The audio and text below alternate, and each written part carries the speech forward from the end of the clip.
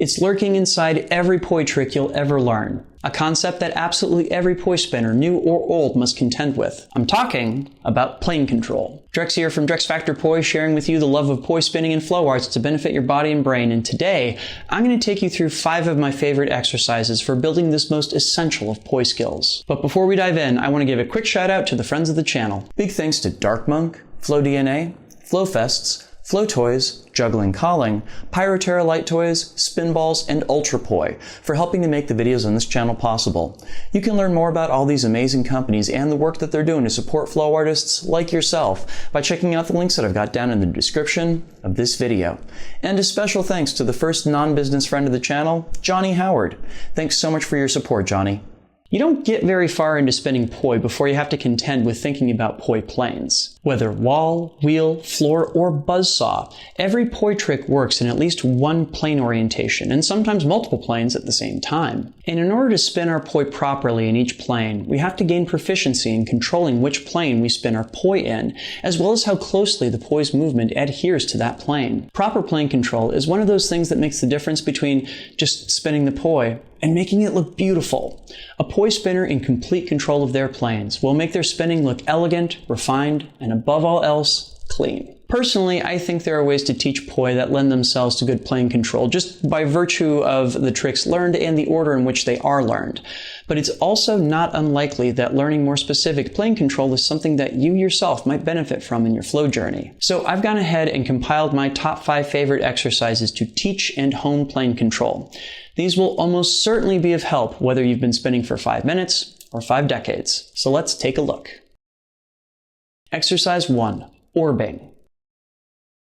This is definitely the exercise I've taught most often for honing plane control, as well as one of the most popular ones you'll see taught online in general. The idea is that you imagine your hand as being the center of a globe and work to trace the movement of the poi down different lines of longitude, adjusting the plane just slightly each beat until the plane has spun completely around a vertical axis. This means that your hands will work through every single vertical plane orientation they can possibly do in the course of the exercise.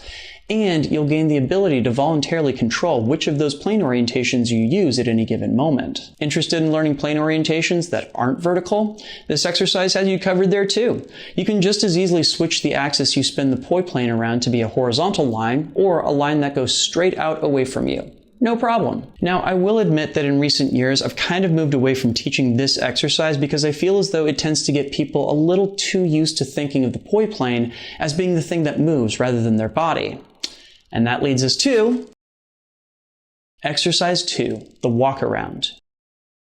It might not look like it, but this exercise actually has a lot in common with the orbing exercise that we started with. To visualize this exercise, imagine there's a line on the ground or lay down some tape to make one yourself. Spin the poi above that tape line and then proceed to walk around it with your hands staying more or less in one spot and the poi spinning in a plane directly above the line. And here's the thing, just like that last exercise, you'll find that you're training your hand to spin in every vertical plane orientation. But this time, you're also training your body to hold a stable orientation, no matter where it's located in relation to said plane. This means that you're training your body with an example that's actually applicable to the way that you usually spin.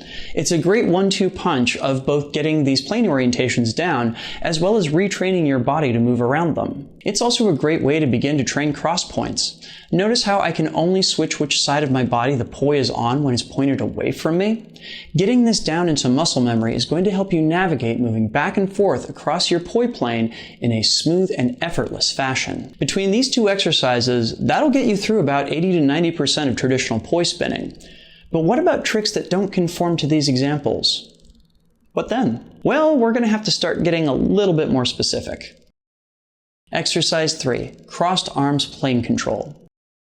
Now, this is an exercise that's normally done when learning crossers, but it's also really helpful in general because it'll be the first time you drill plane control in a position where you have really limited mobility with your arms. There's admittedly not a whole lot to this one. It just involves crossing your arms, getting the poi spinning, and seeing if you can hold this position for no fewer than 10 beats. That's a pretty simple description, but actually doing the exercise itself, this one can take a lot of practice to get down. The reason why comes down to the position. In a lot of cases, we use our arms or full body to compensate in helping us set plane orientations.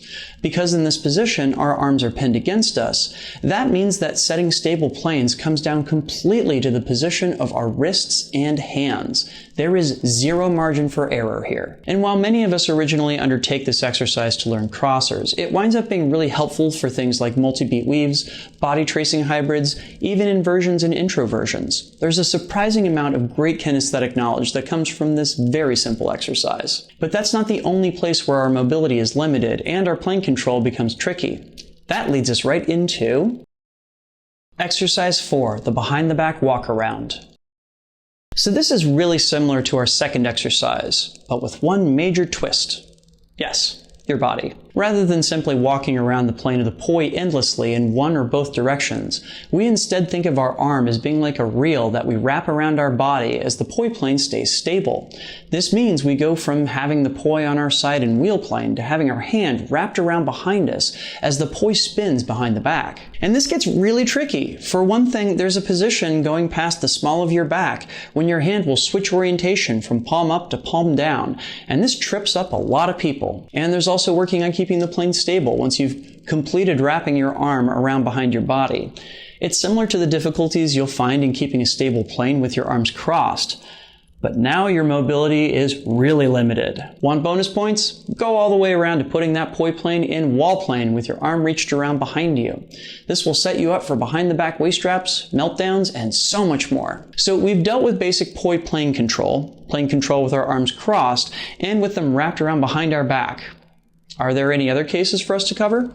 Yes, because one of the most important lessons in poi plane control comes when we begin to play around with spinning two poi in one hand, or as it's sometimes referred to, using a meteor grip. That takes us to our final exercise. Which, before I introduce that exercise, I want to ask a huge favor. If you've come this far, it probably means that you have an interest in learning different poi techniques and the exercises that help you spin your poi effortlessly. And I can help. Please consider subscribing to the channel so you know right when I drop a new tutorial or lesson. And also let me know your suggestions. What poi tricks and techniques would you like to see me make videos about in the future? Drop me a comment and let me know.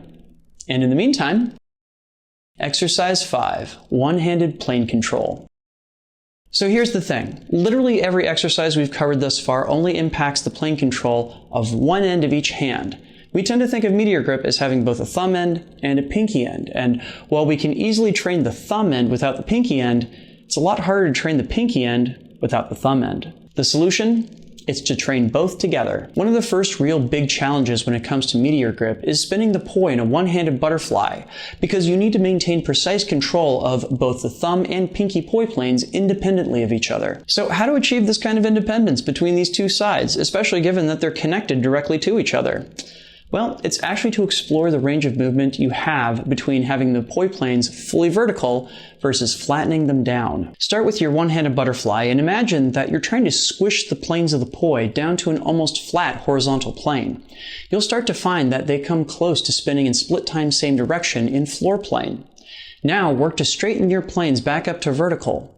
Switch back and forth between these two extremes to begin to train your pinky and thumb end planes to work both independently as well as in tandem. And there you have it, 5 different plane control exercises that cover a range of different poi tricks in difficulty, basic motor skills, and genre. Real quick, I just wanted to throw out a huge thank you because this video would not be possible without the kind support of these wonderful people right here.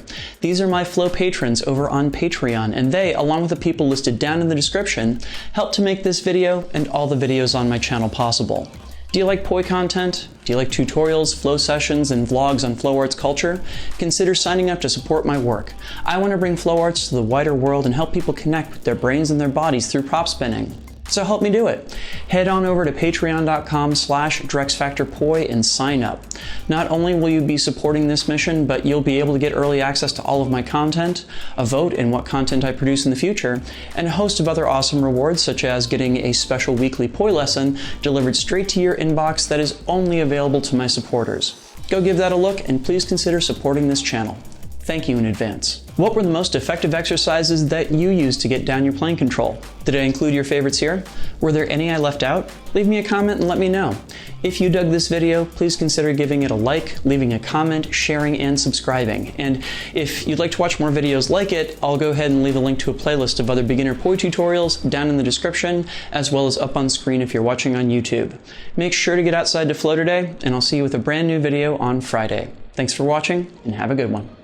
Peace.